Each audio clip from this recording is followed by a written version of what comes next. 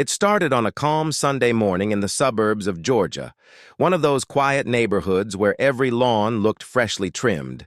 Every house had matching mailboxes, and everyone seemed to know everyone else's business. Marcus Green had just moved in a few months earlier. A cybersecurity specialist by profession, he was the kind of man who liked things neat, organized, and private. His home was his peace. It was where he worked remotely, where he cooked his grandmother's recipes, and where he built small dreams one careful piece at a time. But peace was a fragile thing in neighborhoods run by people who didn't like change, especially when that change came in a color they weren't used to seeing. The Homeowners Association, or HOA, was run by a woman named Karen Whitmore, known across the community for her smile that never reached her eyes and her habit of filing concerns instead of starting conversations. For months, she had been watching Marcus from behind her blinds, pretending not to. The sight of a young black man driving a Tesla, walking confidently into a two-story home and minding his own business somehow felt like a threat to her sense of control. Marcus had tried to ignore her stares, her fake smiles at the mailbox, her unnecessary letters reminding him of neighborhood decorum. But he knew what was happening. He'd seen it all before, just in new packaging. Then came the day everything changed. Marcus was updating his home network that morning. Being in cybersecurity, it was routine for him, changing Wi-Fi passwords, encrypting signals, strengthening firewalls. But the moment he changed his Wi-Fi name from Green Home Network to something more personal, Stay Off My Network, strange things began to happen. His devices started disconnecting one by one. His door camera glitched. His smart thermostat went offline. It didn't make sense. He had secured his system countless times before, but this time something was different. He dug deeper. Within minutes, his trained eye caught something disturbing. A hidden network connection, piggybacking on his own. Someone had accessed his router remotely, creating a shadow link that transmitted data to an external address. Marcus froze. He wasn't just being hacked. He was being watched. He immediately locked everything down, tracing the unauthorized access to its source. The location stunned him. It wasn't a random hacker overseas. It was coming from right within his neighborhood. More specifically, the signal was strongest near the HOA office. Just as he started collecting digital evidence, his doorbell rang. Hard. Marcus opened the door to find 3 police officers standing on his porch, hands already near their holsters. Behind them stood Karen, her arms crossed, phone still in hand, her face twisted in self-righteous victory. "This is him," she said quickly, not even giving Marcus a chance to speak. "He's been tampering with the neighborhood's Wi-Fi, hacking into residents' systems. I saw suspicious signals coming from his house." Marcus blinked in disbelief.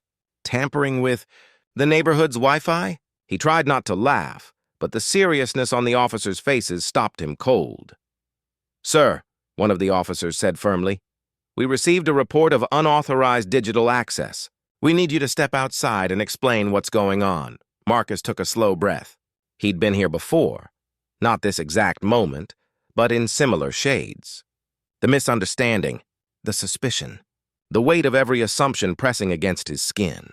He knew that raising his voice or showing frustration would only make things worse.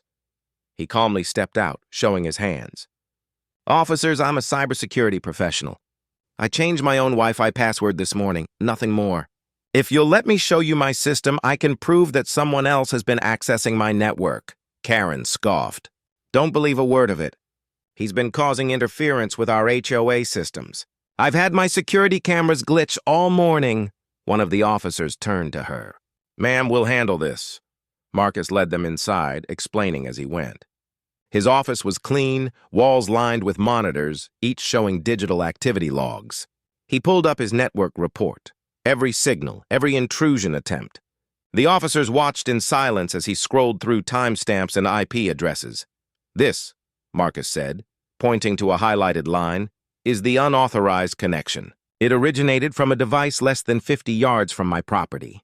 That means it's either one of my immediate neighbors or—" He paused, then brought up the trace log. "The HOA office." The officers exchanged uneasy glances. Karen shifted uncomfortably. "That's ridiculous," she snapped. "You're just trying to make me look bad." But Marcus wasn't done. He clicked one more window showing live data from the signal trace. "See that?" he said. "That's your office router, Karen. You've been routing neighborhood connections through a shared hub without encryption, which means you've been seeing everyone's device data, including mine." The color drained from her face. The lead officer stepped forward. "Ma'am, is that true? Are you operating a shared router for this neighborhood?" Karen hesitated, her voice trembling.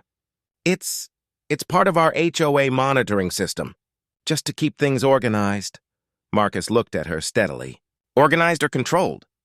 There was silence, the kind that cuts through air like a blade. The officers excused themselves for a moment to make some calls. Marcus stood at his doorway, arms folded, watching Karen pace nervously. For years, she had believed she could control people through rules and fear, but she hadn't expected her prejudice to be exposed through the very systems she misused.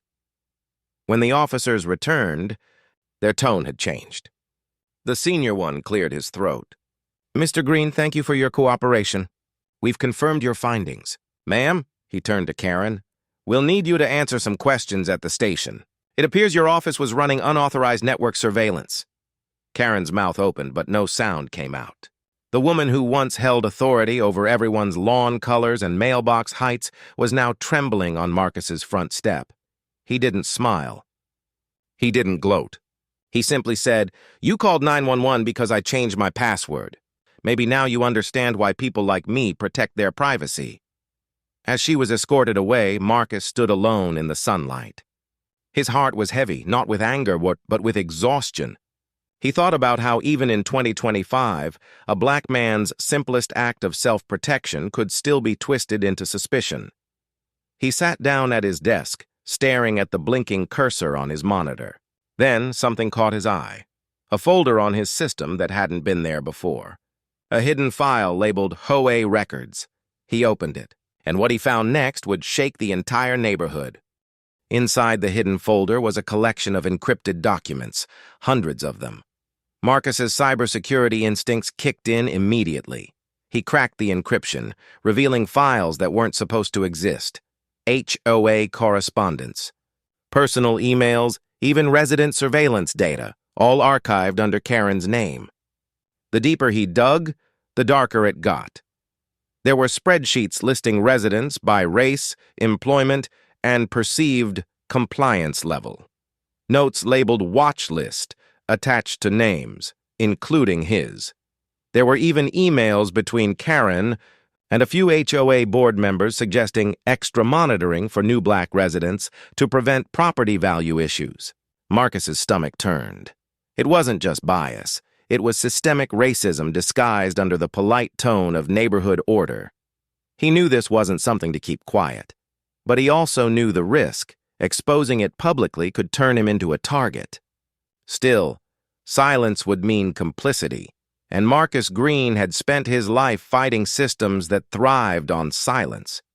He compiled the evidence carefully, creating a detailed report. By the next morning, it was on the desks of the county's cybersecurity division and the local news network. Within hours, the story broke. HOA under investigation for digital surveillance and racial profiling. The neighborhood that once whispered about Marcus was now buzzing with guilt and confusion. Residents began realizing that their privacy had been invaded too, not just his. Emails, phone logs, even smart doorbell footage had been routed through Karen's so-called community system. One by one, neighbors came to Marcus's door. Some apologized, some cried, most just didn't know what to say.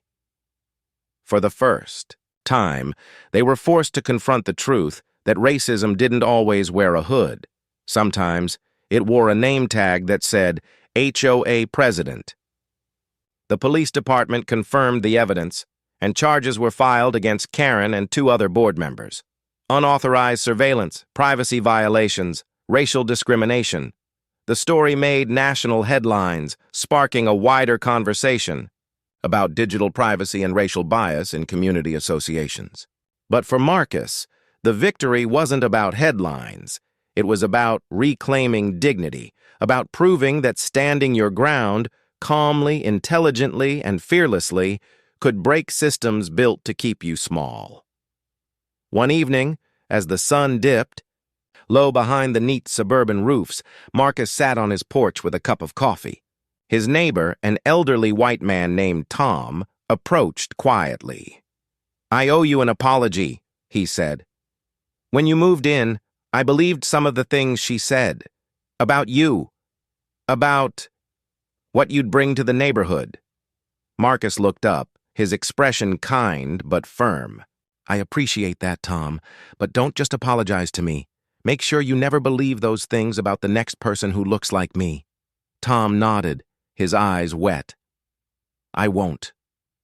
Word by word, step by step, the neighborhood began to change. Not because laws were rewritten or because Karen was gone, but because someone finally stood up with truth in his hands instead of anger. Weeks later, Marcus received a letter from the city council thanking him for uncovering the scandal and inviting him to lead a community workshop on digital privacy and ethics. He accepted, not for recognition, but to teach people that justice doesn't always arrive with noise.